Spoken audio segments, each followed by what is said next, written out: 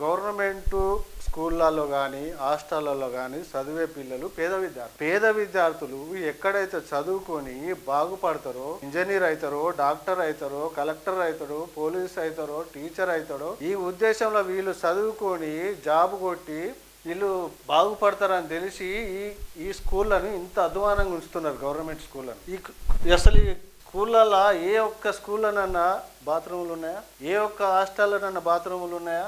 ఏ ఒక్క స్కూల్లో హాస్టల్లో తిండి పెడుతున్నారా? లబోదిబాన్ని మొత్తుకుంటున్నారు. నీళ్ళ సారు, నీళ్ళ పప్పు, ఇంత దారుణమా? పురుగుల అన్నం. స్వతంత్రం వచ్చి ఇన్ని సంవత్సరాలు అయింది. స్వతంత్రం నుంచి వచ్చినప్పటి నుండి ప్రతి సంవత్సరము విద్యాశాఖలో కొన్ని 1000 కోట్లు పెడతారు అసెంబ్లీ సమావేశాలలో 1000 కోట్లు. అంటే ఇప్పటి వరకు ఎన్ని సంవత్సరాలు అయింది? ఎన్ని 1000 కోట్లు అయినాయి? ఎన్ని లక్షల కోట్లు అయినాయి?